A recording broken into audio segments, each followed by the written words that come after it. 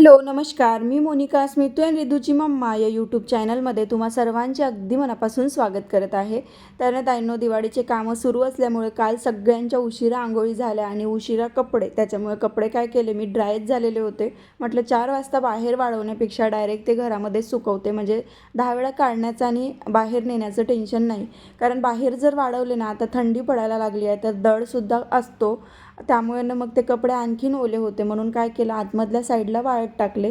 तर ते जो पसारा आहे ना, तो सकाळी खूप जास्त दिसत होता, तोच आवरायला घेतला. म्हटलं सगळ्यांचे कपडे जिथले तिथे ठेवते, म्हणजे ही रूम रिकामी रिकामी अशी दिसेल. कितीही नाही म्हटलं तरी घरातलं करता करता इतका वेळ होत आहे ना, की कशी दिवाळी येत आहे तोंडावरती समजत नाही आहे. तसं तर दिवाळी सुरू झाली, पण मेन आपला दिवस जो असतो तो म्हणजे लक्ष्मीपूजनाचा. त्या दिवशी थोडीशी जास्त धावपळ असते. बाकी दिवशी धनतेरस असो किंवा वसुबारस, या दिवशी वगैरे तेवढं काही आमच्याकडे नसते.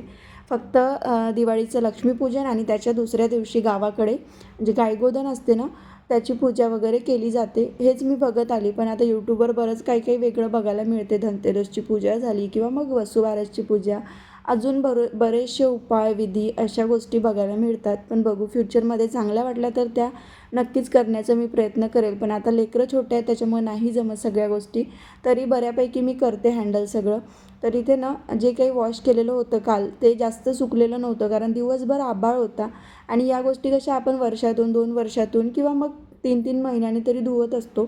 तर वाढलेल्या छान असल्या तर लावण्यामध्ये अर्थ असतो. नाहीतर ते ओलसर असलं की लगेच त्याच्यावर धूळ जो आहे ना तो लवकर जमा होतो. आणि कॉटर जुनी असल्यामुळे जेवढं क्लीन केलं तेवढं लगेच ते खराबसुद्धा होते. पण असो, तो आपण करत राहिलं की ते घर जे आहे ते छानच दिसते. तर इथे जे काही फुलं आहे, जे काही तोरण वगैरे होते ते मी धुतलेले होते. आणि माझ्याकडे ना ज्या वस्तू आहेत त्या आता ट्रेंडिंग चालणाऱ्या नाही आहे, ज्या जुन्या आहे खूप वर्षापासून, म्हणजे आता 6-7 वर्षाच्या आधीपासून ज्या मी यूज करत आहे त्याच वापरते. जेव्हा आपलं स्वप्नातलं घर होईल, हे सुद्धा घरच आहे. क्वार्टर आहे आपला संसार, इथे चालत आहे. डोक्यावर छत आहे, हे सुद्धा घरच आहे. पण जेव्हा आपलं स्वप्नातलं घर होईल ना, तेव्हा त्या सगळ्या गोष्टी पूर्ण, ज्या इथे ज्या गोष्टींची कमी भासते त्या सगळ्या गोष्टी मी त्या घरामध्ये घेणार. तर इथे ना यांचं चाललेलं होतं की वॉलपेपर वगैरे लावायचं. आणि हे 50 रुपयामध्ये बघू शकता किती छान असे वॉलपेपर आले. हे जे आहे ना गिफ्ट पेपर असतो ना आपण, तो लावलेला आहे. त्यानंतर हे 10 की 15 रुपयाला एक शीट मिळते, तीसुद्धा मी मागवली होती यांच्या हाताने. ह्या सगळ्या गोष्टी दुकानातून मागवल्या. बाकी ज्या काही बऱ्याच गोष्टी आहे घरी लागणाऱ्या, फ्रीजचं स्टँड झालं, वॉशिंग मशीनचं कवर, अजून 1-2 अशा छोट्या मोठ्या वस्तू आहे ज्या घरामध्ये मी घेतलेल्या आहे नवीन. तर त्या मी ऑनलाईन मागवल्या, कारण वेळ खूप कमी आहे आणि यांच्या ड्युट्या सतत अदामधात चालूच आहे. 2 दिवस क्लिनिंगच्या वेळेस घरी होते आणि त्याच्यानंतर परत 2 दिवस गेले. आज आहे, उद्या परत ड्युटी लागेलच असं असते. त्याच्यामुळे ना होईल तेवढं पटापट करायचं आणि दिवाळी आपली साजरी करायची असं चाललेलं आहे. तर इथे यांनी संडे असल्यामुळे बाजार काही आणलेला नव्हता. त्या दिवशी क्लिनिंगचंच काम चाललेलं होतं, पूर्ण दिवसभर क्लिनिंग. त्यामुळे फ्रीजसुद्धा क्लीन झाली नव्हती, म्हणून मी ना यांच्या हाताने बाजारच बोलवला नव्हता. म्हटलं आता गावाला तर जायचं आहे, पण 2-4 दिवस आहे, तेवढे दिवस तर आपल्याला लागणारं साहित्य. आणि आता चिवडा चकल्या बनवायच्या म्हटल्यावर मिरचे, कांदे, टमाटर तर लागते भाजीला, पण सांबार ह्या छोट्या छोट्या ज्या गोष्टी आहे ना त्या लागतात, किती नाही म्हटलं तरी. आणि गावाला जास्त जास्त 4-5 दिवस माझे जाईल. तर म्हणून मग भाजीपाला जो आहे मी थोडा थोडा बोलवला यांच्या हाताने. आणि रिधू बघू शकता इकडे, टमाटर एवढे महाग आहे तरी पण तो ना दाताने असा कुरतडत आहे उंदरासारखा. मग काय करतो, खात नाही तो, पूर्ण असा वेस्ट घालवतो. पण मुलांचं किती आपण जपणार आहे, अशाही गोष्टी येते.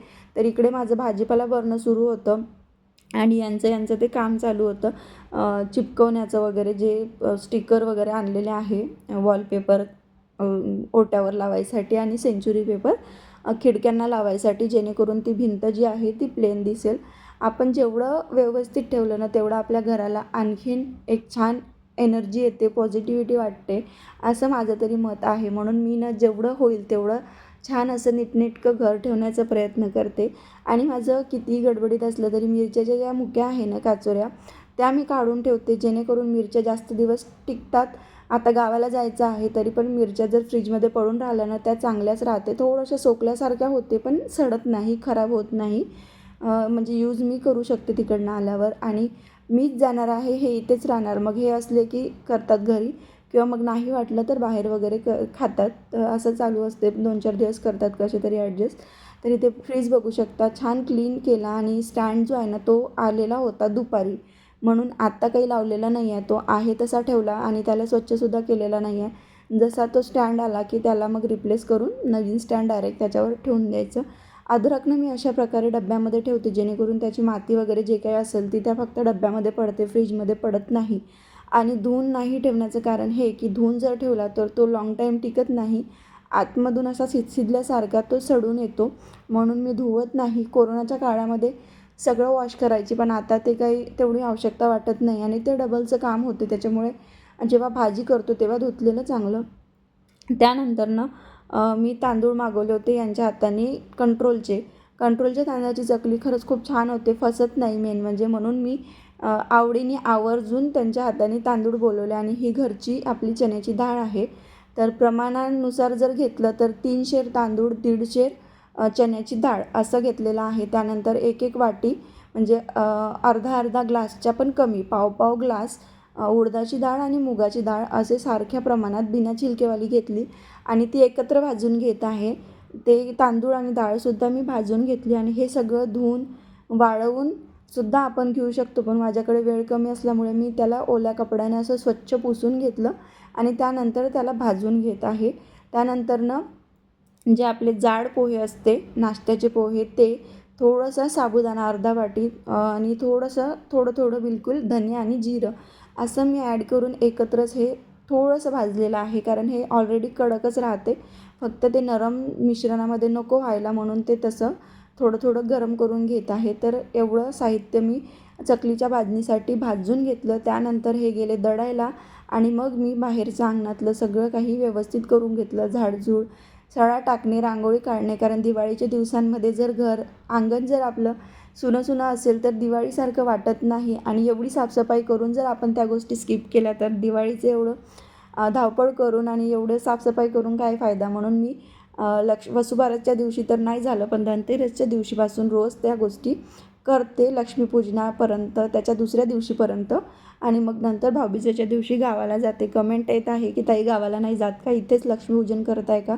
पण ही आपली लक्ष्मी आहे, पहिले आपण इथे राहतो, खातो, मग इथली पूजा पहिले करायची आणि नंतर मग गावाकडे जायचं, असं असते आमचं नेहमीच.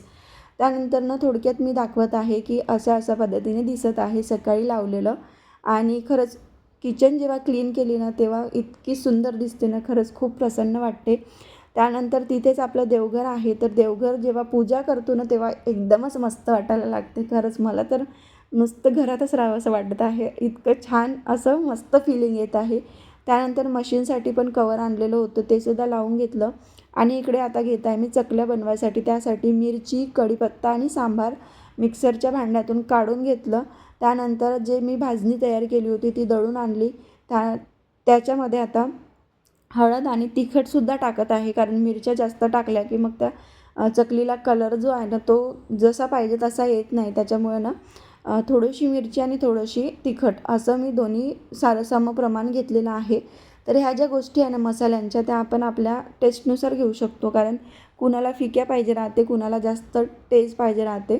तर जे मी पेस्ट केली होती मिक्सरच्या भांड्यातून कढीपत्त्याची, मिरचीची, सांबारची, ती याच्यामध्ये टाकली. हळद, तिखट, मीठ टाकलेलं आहे. त्याच्यानंतर तीळ टाकलेली आहे मस्त अशी भरभरून. त्यानंतर ओवासुद्धा मी याच्यात टाकलेला आहे. जिरं नाही टाकलं, कारण जिरं भाजणीमध्येच टाकलेलं होतं, त्याच्यामुळे जिरं नाही टाकलेलं आहे. आणि मस्त असं कडकडीत तेलाचं मोहन टाकताना थोडंसं हिशोबानेच टाकायचं, जास्तही नको व्हायला आणि कमीसुद्धा नको व्हायला. म्हणून अंदाज आता आलेला आहे एवढ्या दिवसात, त्यामुळे मी अंदाजे टाकलेला आहे. तरी 1 ते 1.5 वाटीच्या जवळपास हे मोहन असणार.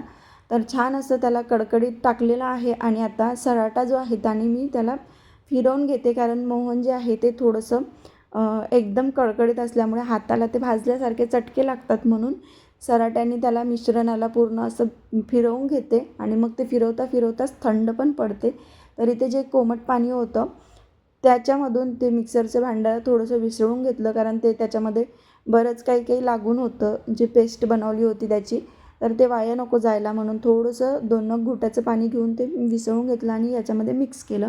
त्यानंतर सराट्याच्या साहाय्याने मी मिक्स करते आणि नंतर मग थोडं थोडं पाणी घेऊन कोमट पाण्यानेच त्याला मस्त असं भिजवते आणि 15 ते 20 मिनटं छान झाकून ठेवते. त्यानंतर चकल्या करायला घेते. असं मी प्रिपरेशन करत असते आणि आज असं झालं की आजच सगळं करायचं आणि आजच बनवून ते सगळं फिनिश करायचं. पुढे तुम्हाला ब्लॉगमध्ये दिसेलच. तर ही होती माझी चकलीची पद्धत. नेहमी मी याच पद्धतीने करते.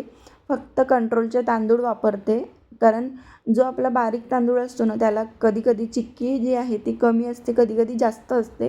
त्याच्यामुळे मग चकली जी आहे ती फसते. पण कंट्रोलच्या तांदळाची चकली ही नेहमीच A1 होते. म्हणून मी नेहमी कंट्रोलच्या तांदळाची जी आहे ना चकली ती बनवत असते.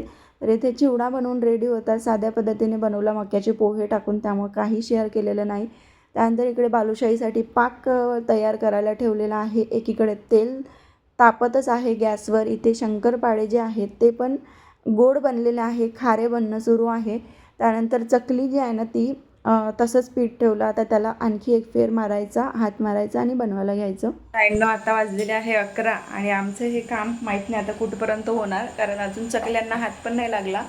आणि जे गोडवाले शंकरपाळे आहे ना ते झाले, चिवडा झाला, बालुशाही पण अर्ध्या झाल्या, फक्त त्या आता तळून घ्यायच्या आहे. रिदूला झोपायला गेली तोपर्यंत थोडंसं यांनी केलं, म्हणजे कंटिन्यू चालूच आहे सोबतच आमचं दोघांचंसुद्धा.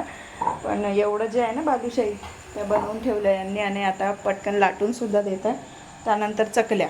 तर असं जे काही आहे ते एका दिवसात पूर्ण आटपायचं असं चाललेलं आहे. आणि जे काही शेव आहे ना ते मी उद्या मस्त फ्रेशमध्ये तळणार, नाही तर मग स्किप करणार, असं काहीसं होईल. तर चला व्हिडिओ कंटिन्यू करा. तर इथे बघू शकता आमच्या अशा आगळ्या वेगळ्या चकल्या ज्या आहेत त्या बनवून इथे रेडी आहे. त्यानंतर बालुशाही खूप छान साईजमध्ये बनल्या. मला हा साईज परफेक्ट वाटतो बालुशाहीमध्ये. तर त्या आता कोपरमध्येच ठेवणार मी रात्रभर, त्याला ताटाने छान असं कवर करून ठेवणार. तर इथे सगळं झालेलं होतं आणि तुम्हाला वाटणार नाही, इमॅजिनसुद्धा होणार नाही की आत्ता वाजलेला होता 1:15 आणि सगळं आवरतपर्यंत इथली पोछासुद्धा मी लावून घेतलेला होता, कारण चिकट झालेलंच होतं, तेलकटसुद्धा. मग सकाळी उठलं की ते जास्त गजबजल्यासारखं वाटते, म्हणून भांडे एका साईडला बरोबर कोपऱ्यामध्ये एकावर एक ठेवून दिले. त्यानंतर सगळं क्लिनिंग केली आणि इथे बघू शकता चकल्या थोड्याशा तोडक्या मोडक्या, म्हणजे खालीवर त्या असतेच, 1-2 फेर जे आहे ते थोडेसे तुटल्यासारखे निघाले होते सुरुवातीचे. त्यानंतर मी त्याला छान असं अजून भिजवलं आणि नंतर मग त्या छान पडल्या. कधी कधी होते पण फसल्या नाही अजिबात, छानच झाल्या. तर त्या आता खालच्यावर झालेल्या आहे, त्यामुळे डब्यात ठेवताना व्यवस्थित ठेवेल. त्यानंतर खारे शंकरपाळे, गोड शंकरपाळे आणि बालुशाहीसुद्धा रेडी आहे. तर आत्ता वाजलेला आहे बरोबर 1:30 आणि आत्ता सगळं माझं नाश्त्याचं जे आहे ते फिनिश झालं. ताईंना तुम्हाला विश्वास बसणार नाही, रात्रीचे 1:30 वाजलेले आहे, म्हणजे फक्त 5 मिनटं बाकी आहे. तर आता रात्रीचे 1:30 वाजतापर्यंत मी लाईट बंद करते इकडला आणि किचनमध्ये दाखवते तुम्हाला. मुलं इकडे झोपलेले आहे, हे पण झोपायचेच आहे, कारण हे पण जागे होते माझ्यासोबत करू लागायला. तर इकडे बघा चिवडा आहे इथे, याच्यामध्ये शंकरपाळे ठेवलेले आहे, गोड तिखट खारे आणि गोडवाले. त्यानंतर तिकडे बालुशाही आणि जे हे असते ना चकल्या ते तिकडे नेऊन ठेवल्या, कारण त्या पेपरनी झाकलेल्या आहे त्याच्यामुळे. तर हा होता आजचा ब्लॉग. असा दिवस गेला, कारण आज मला कंप्लीट करणं गरजेचं होतं. आता उद्या काहीच नाही करत, शेव करायचा विचार होता पण नाही करत, खूप झाला. आता 1:30 वाजून गेले, म्हणजे करायला बघा किती वेळ लागते. एका दिवशी पहिल्यांदा झालं एवढं, नाहीतर माझं राहत नाही इतक्या वेळपर्यंत. आणि करता 1:30 कसा वाजला ना हे सुद्धा समजलं नाही. तर कसा वाटला आजचा ब्लॉग कमेंट करून नक्की सांगा. व्हिडिओ जर आवडला असेल व्हिडिओला लाईक करा, शेअर करा. हे बघा भांडे इतके पडलेले आहे, पण आता काही घासायची एनर्जी नाही, आता घासलं तर पहाट होऊन जायची. तर चला आता झोपते. उद्या माहीत नाही तर उठायला किती वाजते काय वाजते, कारण अलाराम पण लावत नाही. झोप पण होणं गरजेची आहे. 7 वाजो 7:30 वाजले तरी चालेल, पण आता झोपते आणि जेव्हा जागील तेव्हा उठते. तर चला सगळ्यांना गुड नाईट आणि सगळ्यांना दीपावलीच्या हार्दिक शुभेच्छा. एवढे 2-4 व्लॉग झाले, त्याच्यामध्ये मी बोलायचीच विसरली. तर सगळ्यांना दिवाळीच्या हार्दिक शुभेच्छा माझ्याकडून, माझ्या परिवाराकडून, तुम्हाला आणि तुमच्या परिवाराला सुद्धा. तर चला इथेच व्लॉगचा एंड करते. बाय बाय, गुड नाईट सगळ्यांना. श्री स्वामी समर्थ. उद्या भेटू छानशा व्लॉगसोबत.